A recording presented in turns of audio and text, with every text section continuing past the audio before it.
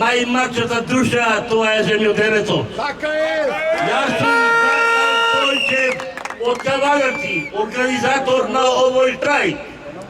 I vi se molim, pokolku ne bi naše bar završeni, ние ще вземем по-регионални мерки, ще почнем на пътища блокиране и градища. Ние стоиме само Баджо Мамеко и тия се наутия. А тия от Македония отварвали и не рекохме нищо, бе. И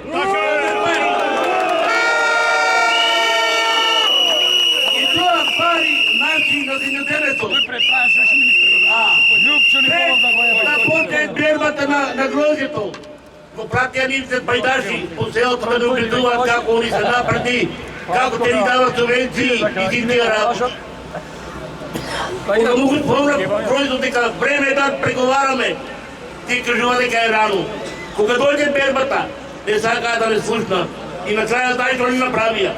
От 14 ти го взема за 8 динара.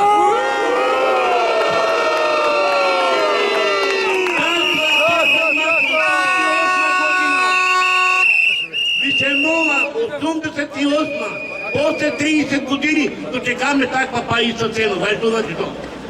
За честа десетка што вика ставате. Това е странна цена, не за земјоделците. Общо што ни ја дава, тоа е како на неки сирома му даваш меѓу прстите. Драги лозари, драги земјоделци, нема да подкрепиме на овие притисоци.